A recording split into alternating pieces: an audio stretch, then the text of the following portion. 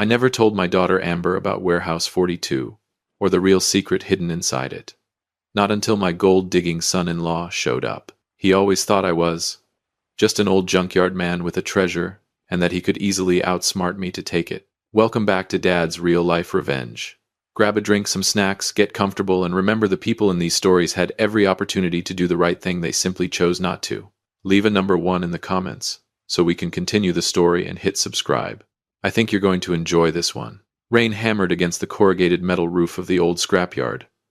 The roar of the downpour echoed like a hydraulic crusher running at full capacity. I sat alone in my office. The room was thick with the smell of engine oil, rust, and time itself.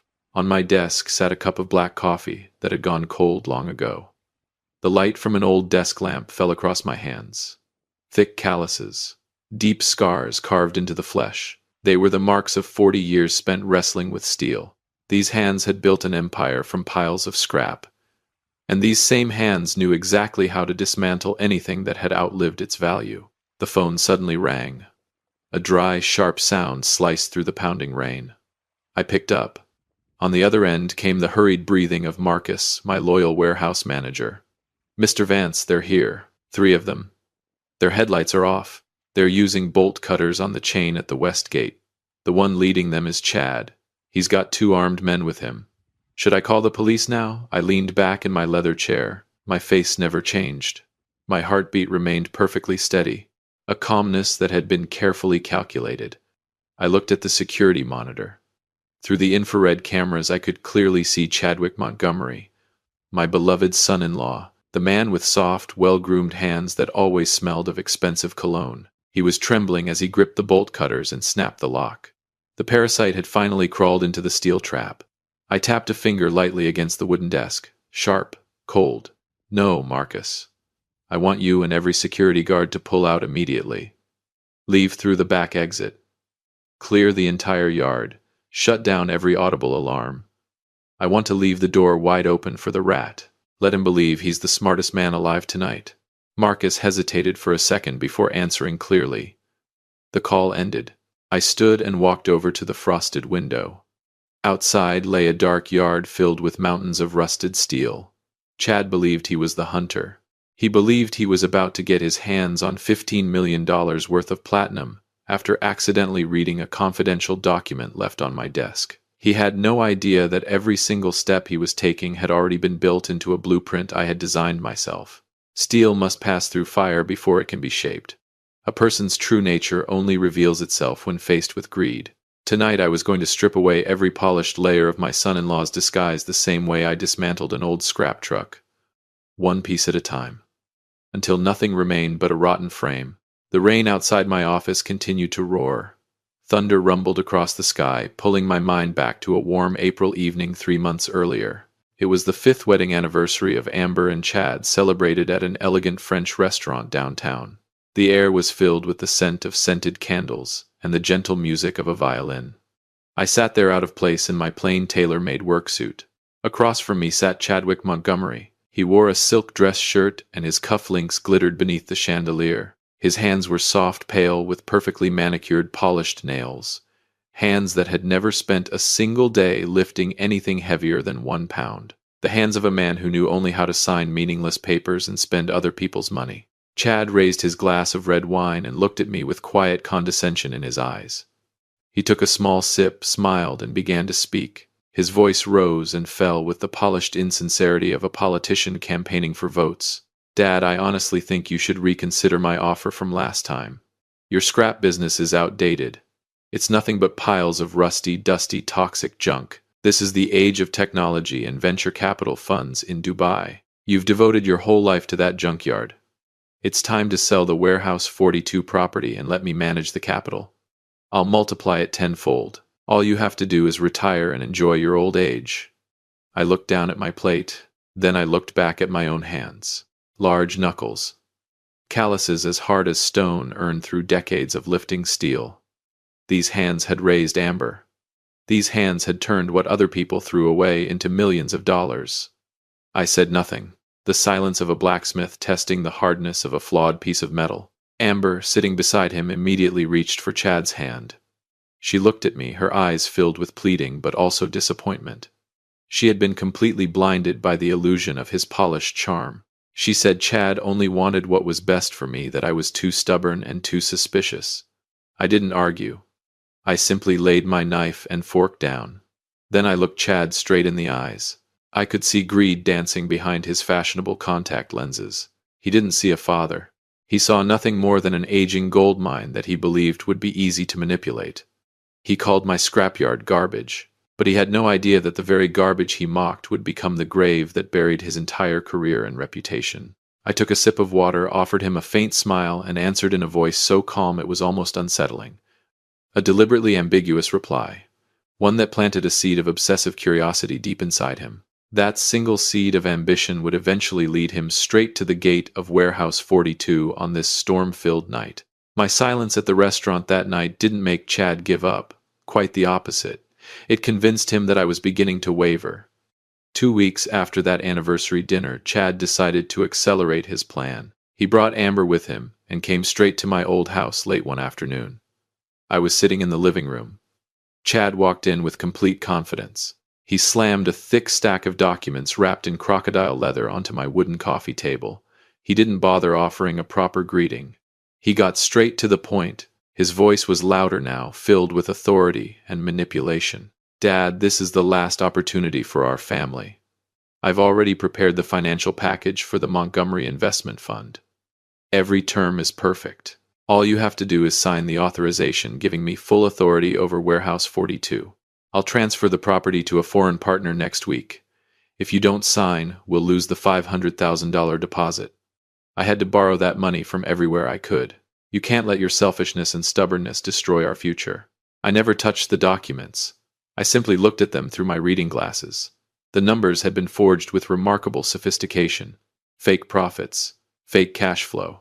Every page was nothing more than a paper trap designed to swallow my scrapyard whole. I lifted my eyes toward Amber. My daughter stood directly behind her husband. Her face was filled with tension and worry. But what hurt me most was the look in her eyes. She looked at me with unmistakable resentment. She believed I was a foolish old man clinging to an outdated pile of scrap metal while making his own family suffer. She stepped forward, her voice choked with emotion but unwavering. "Dad, please listen to Chad just this once. He stayed up all night working on this plan for our family. Why are you holding on to that old warehouse? Are you planning to take it with you to the grave? Why do you always doubt the man I love?" My daughter's words drove into my chest like a bar of red-hot steel. The pain hardened into an overwhelming coldness inside my mind. Standing beside her, Chad allowed the corner of his mouth to curl into a triumphant smile. He knew he had succeeded. He had turned my own daughter into a weapon against her father. He was using Amber as a shield, using blood ties to force me into a corner. I looked at Chad's soft hands as they tapped lightly on the fraudulent documents. A parasite trying to drain the last drop of life from an ancient tree. I took a slow, deep breath, forcing down the anger threatening to erupt. My expression settled into the unnerving calm of a hunter. I knew words would never wake Amber up now. She needed to see the true nature of the monster she called her husband with her own eyes. I slowly pushed the documents back across the table toward Chad. I looked directly into his greedy eyes and gave him a cold, unmistakable refusal. That single act drove Chad's obsession to its breaking point, forcing him to search for another path, one that was far darker and far more reckless. After that afternoon, I knew I couldn't sit back and do nothing. Chad had revealed the desperation of a drowning man.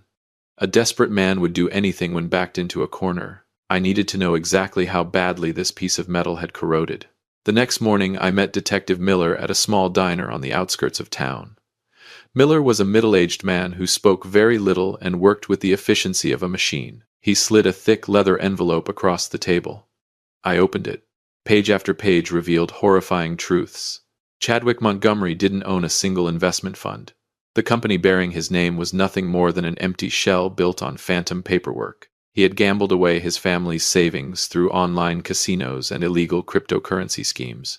Now he owed an enormous debt of $2 million to some of the city's most notorious crime syndicates. His repayment deadline had long since passed. Debt collectors had already begun delivering ultimatums. He needed an enormous amount of money, and he needed it immediately if he wanted to stay alive. But what tightened my chest came on the next page. Chad hadn't been gambling with only his own money.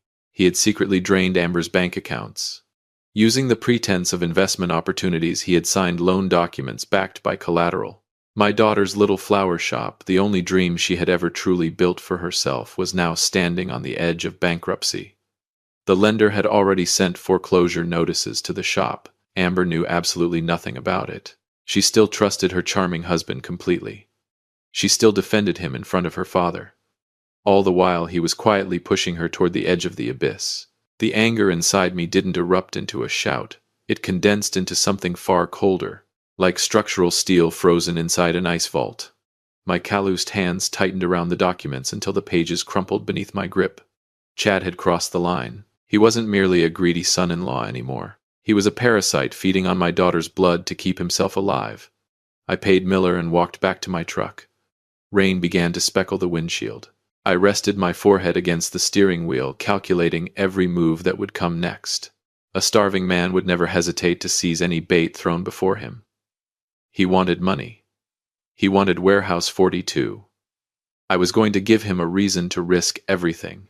With my own hands, I would place the most irresistible bait imaginable right in the center of the steel trap until he could no longer resist and willingly walked himself to his own destruction. I returned to my office at Warehouse 42 and began designing the trap. The rat had become desperate with hunger. Now it was time to place the cheese inside the steel trap. The next day, I asked Amber to come to my office. I deliberately told her to have Chad pick her up after work. I knew with absolute certainty that Chad would come inside to look around. Before they arrived, I placed a blue file stamped confidential on my desk. Inside was a quality certification and ownership record for a shipment of raw platinum ingots worth $15 million, supposedly stored in the secure vault at Warehouse 42. Of course, every page was a forgery crafted so perfectly that not a single detail could expose it. Just as I had expected, Chad walked into my office wearing his usual polished appearance. I pretended to be tired, absent-minded, and forgetful. I deliberately stood up and asked Amber to come with me to inspect a few old engine blocks out in the scrapyard. That left Chad alone in my office for 10 full minutes. He believed it was the careless mistake of a stubborn old man. He had no idea that a tiny hidden camera had been mounted above my desk lamp aimed directly at his face. I sat inside my pickup truck in the yard and opened the live camera feed on my phone. The screen captured every movement with perfect clarity. The instant the office door closed, Chad's polished gentleman's act disappeared. He lunged toward my desk like a predator attacking its prey. He flipped open the blue file. His eyes widened the moment he saw the figure $15 million in platinum. Greed, pure, uncontrollable greed twisted across his face. His carefully manicured hands trembled so violently that he nearly dropped the folder.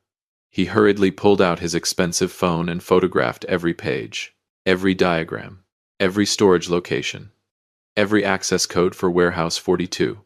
He swallowed over and over, muttering to himself while wearing the smile of a madman. He believed he had found the ticket that would change his life, the treasure that would erase every debt and launch him into the future he dreamed of. I switched off the screen. My face remained as cold as ice. The rat had caught the scent of the cheese. He had taken the bait without the slightest suspicion. I walked calmly back toward the office. When I entered, Chad hurriedly slipped his phone into his pocket and acted as though nothing had happened. He greeted me with exaggerated politeness. But this trap had never been only about money. I needed to force him to reveal the most ruthless part of himself, so my daughter could finally see down to the marrow of her bones the true cruelty of the man she had chosen to marry. Garrett heard the recording that afternoon, and immediately made plans to act that very night during the storm. After Chad photographed the fake file, I knew he would make his move immediately. But I needed undeniable proof. Something that would shatter every last trace of Amber's blindness. Before he left my office that day, I pretended to pat him on the shoulder and compliment his expensive leather briefcase. My rough hands quickly slipped a tiny listening device beneath the leather lining of the case. Late the following afternoon, I sat alone in my dark office. The audio from the listening device streamed to my phone through my earpiece. I could hear the noise of an underground bar. Loud music, glasses clinking together. Then Chad's voice came through. He was talking to the loan shark. His voice no longer carried its usual polished elegance. It was filled with agitation, trembling, and cruelty. He talked about Warehouse 42. He talked about the $15 million worth of platinum. The loan shark sounded suspicious and asked him about Amber. The man said that if Chad failed to repay the debt on time, they would take Amber as payment. Chad's answer made every drop of blood in my body seem to freeze. He let out a cold, emotionless laugh. The laugh of a demon. He said casually, "Go ahead and deal with my wife if you have to. I don't care anymore. Tonight I'm breaking into Warehouse 42 to take that platinum. Once I have the money, I'm flying straight to Dubai.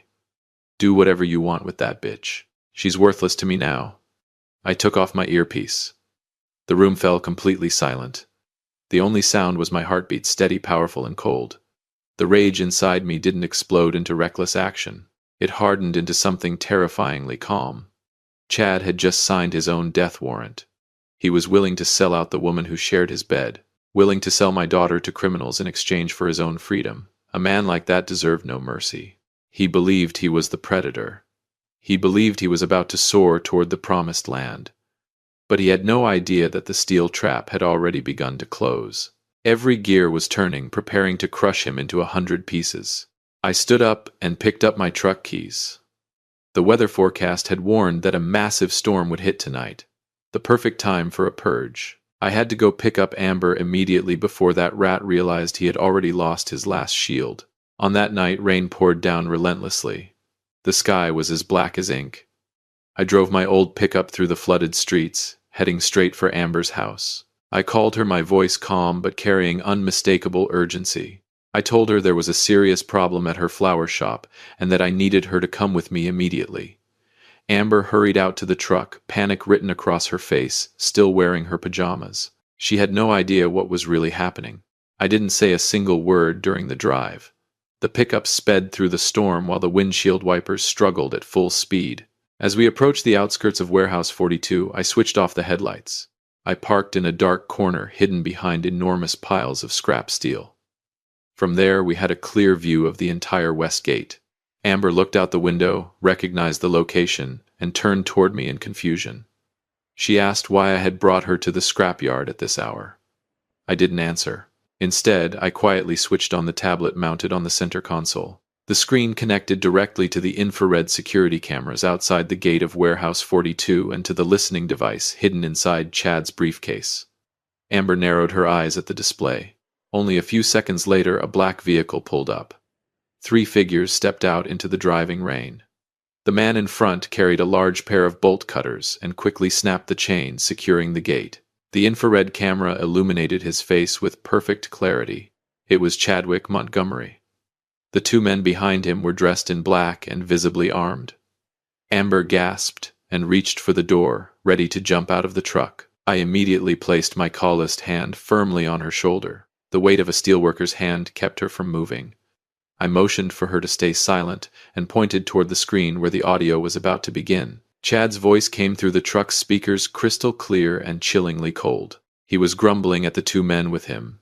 He told them to hurry up with the lock because the $15 million worth of platinum was waiting inside. One of the men asked whether he was certain and whether this would put his wife in danger once the loan sharks came looking for him. Chad answered in a voice so cold and ruthless it was revolting. "Forget that bitch. By tomorrow, I'll be in Dubai with the money. Amber's life isn't worth a single penny compared to that platinum." Amber froze. Her entire body began trembling uncontrollably. Her eyes widened as tears streamed down her cheeks, overwhelmed by shock and unbearable pain. Her entire world collapsed in a single second. The polished, charming husband, the man she had defended against her own father, was nothing more than a monster willing to sell her to save himself. Amber collapsed back into the seat, buried her face in her hands, and sobbed silently. The naked truth stood before her at last, as devastating as a fatal knife wound.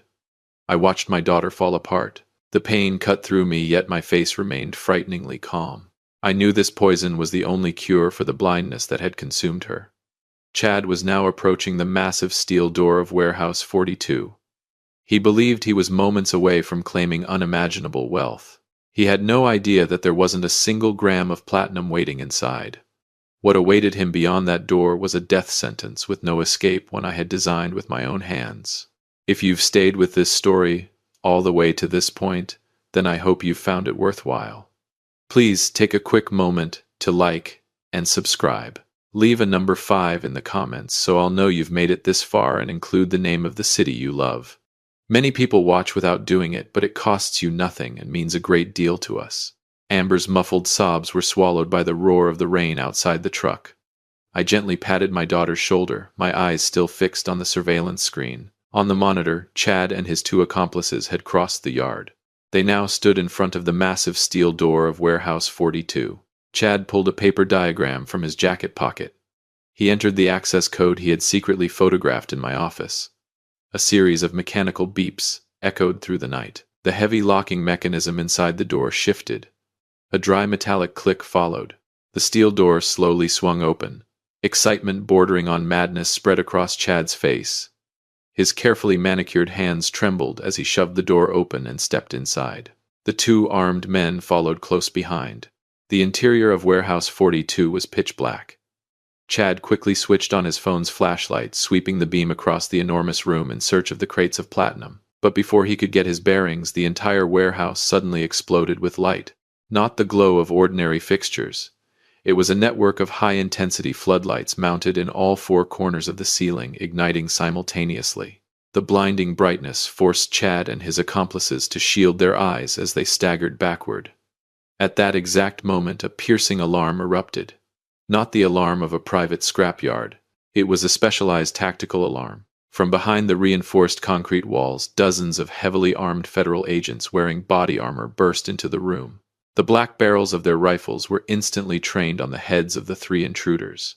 A sharp command thundered through the warehouse, louder than the storm outside. FBI, drop your weapons. Get on your knees immediately. Move and we will open fire. The 2 men with Chad instantly dropped their guns, raised their hands above their heads, and threw themselves onto the floor. The bolt cutters slipped from Chad's hands and clanged against the concrete. Every trace of color drained from his face. He stammered. His legs shook so violently that he could barely remain standing. He looked around the warehouse. There wasn't a single crate of platinum anywhere. Instead, rows of steel racks held stacks of high-denomination U.S. currency sealed and secured. The horrifying twist struck Chad like a lightning bolt. Warehouse 42 had never been a scrapyard storage facility. Nor was it a hidden vault for smuggled platinum. It was a covert federal currency transfer station, perfectly disguised as the Vance scrapyard. What Chad never knew was that before I became an old scrapyard owner, I had spent 20 years serving as the government's senior security advisor. I had personally designed the security system protecting Warehouse 42. By breaking in with armed accomplices, Chadwick Montgomery was no longer just a family thief. He had officially committed a high-level federal felony. He had walked into a fortress from which there would be no escape. From inside the pickup truck, Amber stared silently at the screen. The pain in her eyes gradually gave way to overwhelming horror as she watched government agents surround her husband. I slowly opened the truck door. My calloused hands gripped a black umbrella. I turned toward my daughter, my voice frighteningly calm. It's time for us to go watch this rat struggle in the mud. I held the umbrella over Amber as we walked into Warehouse 42. The sound of our footsteps echoed across the damp concrete floor in sharp, hollow beats. The air was thick with the smell of gunpowder and tension. In the middle of the vast warehouse, Chadwick Montgomery was on his knees. His soft, well-manicured hands were now locked behind his back in a pair of cold steel handcuffs. His expensive suit was soaked with rainwater and covered in dirt, but his greatest humiliation lay beneath him. Terrified by the federal agents pointing their weapons at him, Chad had wet himself. A spreading stain soaked through his costly trousers. He trembled like a stray dog cornered with nowhere left to run, tears and mucus streaming down his face. The moment he saw Amber and me walk inside, a pitiful spark of hope flashed across his eyes. He struggled forward on his knees toward us, his voice twisted with panic as he cried, "Amber, please save me. Dad, please help me. I was set up. I was only trying to make money for our future. Amber, please tell the agents. I'm your husband." Amber stopped 3 steps away from him. She looked directly at the man kneeling on the floor. Not another tear fell. Her pain had transformed into complete disgust. Seeing the puddle beneath him, and the pathetic cowardice he displayed, Amber finally realized how blind she had been to trust such a worthless man. She turned away, without giving him so much as another word or a single glance of pity. One of the federal agents walked over to me and nodded respectfully. I silently motioned for them to take him away. 2 agents hauled Chad to his feet, and dragged him toward the armored transport vehicle, waiting outside in the pouring rain. He never stopped screaming Amber's name in desperation. The following morning, Amber and I sat together in my familiar office. The rain had stopped. Only the soft dripping of water from the eaves remained. A monitored phone call from the Federal Detention Center came through to Amber. Chad's voice was hoarse with panic. He believed Amber still loved him. Between sobs, he begged her to convince me to post bail for him. He promised he would spend the rest of his life making up for everything he had done. Amber stared at the phone as his desperate pleas echoed through the speaker. Her hands trembled. Her eyes, however, were completely cold. I stepped forward, took the phone from my daughter's hand, and ended the conversation in a low, unwavering voice that struck like the final blow of a hammer sealing a coffin. Enjoy your 25 years without bail, son-in-law. You called my scrap business garbage. But you forgot one thing. I'm an expert at disposing of garbage. And where you belong now is in society's junkyard. I ended the call without a moment's hesitation. The lifeless tone echoed through the room. The traitor's fate had been sealed. But for Amber, the wound was far deeper. She had lost everything, her trust and the flower shop she had poured her heart into, now standing on the brink of bankruptcy. I stood up and opened the hidden safe concealed behind the painting on the wall. The time had finally come to place the last key into my daughter's hands. The true inheritance a quiet father had prepared long ago to protect his own flesh and blood. I placed the antique oak box on my desk. Amber walked into the office. Although traces of exhaustion still lingered on her face, the clarity had returned to her eyes. She sat down across from me. I slowly slid the box toward my daughter. Inside was a thick stack of legal documents and a black bank card. This is the secret trust fund I established for you 10 years ago, Amber. It is completely independent and protected by the highest level of confidentiality. No one, including your husband, has the authority to touch a single cent of it. This money is enough for you to pay off every debt tied to your flower shop and build a new life on a much stronger foundation. Amber looked at the documents, then threw herself into my arms and burst into tears. These tears were no longer for Chad's betrayal. They were tears of gratitude and deep overdue remorse. She finally realized that while she had been manipulated by a con man's sweet words into turning her back on her family, this rough old father had quietly remained behind her all along, using his calloused hands to weave the strongest safety net for her life. I embraced my daughter. The morning sunlight of a new day began shining through the frosted glass, filling the room. Outside in the scrapyard, the rusted steel glistened beneath the sun. Steel may rust with time, but the true values of a real family never waver in the face of any storm. Life is always filled with people like Chadwick Montgomery. They use polished appearances and extravagant promises to conceal the decay and boundless greed within. They look down on honest working people. They mistake the silence of those who came before them for weakness. What they fail to understand is that the calmness of an experienced man is not weakness. It is strength accumulated over a lifetime. It is careful preparation for the decisive blow when the line has finally been crossed. Never underestimate a man who spends his entire life building an empire from scrap. He knows how to dispose of the garbage that threatens his family. Always stay alert when unexpected fortunes appear, and never turn your back on the people who stood beside you through hardship. Family and self-respect are the only things that can never be given a price. Thank you for joining Dad's Real Life Revenge. Don't forget to share your story in the comments, and like and subscribe so you won't miss the next valuable lesson. See you in the next video.